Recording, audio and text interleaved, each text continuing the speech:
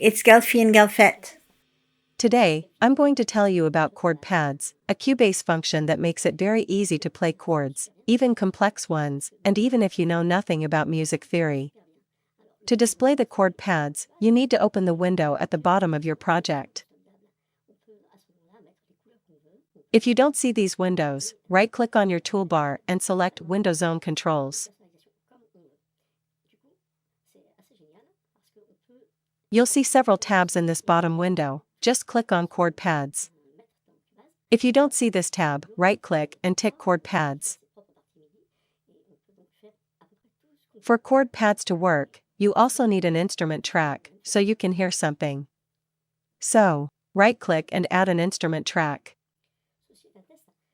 Here, I'm going to choose Retrologue, which is a synth that comes as standard with Cubase. If you want to know more about the instrument track, I've made a video about it. I'll put the link in the description. Next, to play a chord, you'll need a keyboard. If you don't have one, you can always use the virtual keyboard, which you call up with Alt+K. You'll see that below the chord pads, there's a diagram of a keyboard with a blue zone. This is the zone used for chords. If you press a key outside the blue zone, or which is not part of a chord, you'll get a single note. And if you activate a key in the blue zone, the key turns purple and plays the corresponding chord. You'll see that here, by default, the root key is a C, but you can easily change it, in which case you'll hear the corresponding chord with each change. Here you have the presets. You can scroll through them using these arrows. If you modify a preset and want to keep it, you can save it. It will then appear in the list of presets.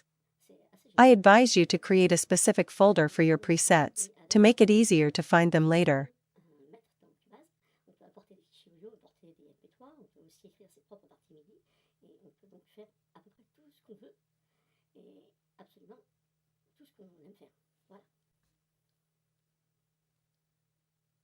Here, you can choose the style, piano or guitar, which makes sense, since these instruments are not played in the same way.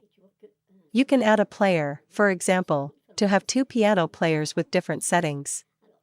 Here you have other options linked to the chosen player mode.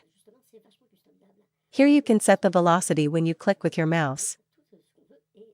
Here you have the remonte control options. I'll talk about this in detail in a future video. This button lets you toggle the chord assistant on or off. Here, I've activated it, so you can see the circle of fifths I talked about in another video, devoted to the chord track.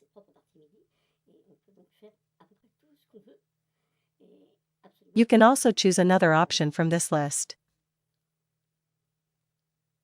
If you want to replace the chord on a pad with one from the circle of fifths, simply drag it to the chosen pad, which displays a green stroke. Here, you can display the chord editor or choose from this list.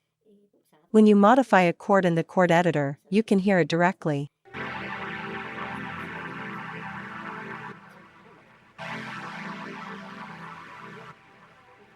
The colored bars at the bottom of the pads tell you how close they are to the chord you've just played. The greener the color, the more classic the progression. The more yellow or red the color, the less classical the progression. Once you've determined the chords you want, you can either drag them directly onto your instrument track. They will then be one bar long.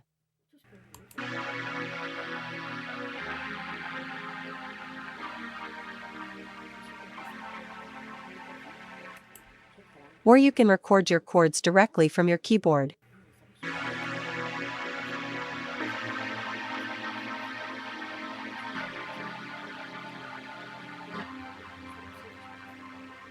If you have questions or suggestions, feel free to let me know in the comments.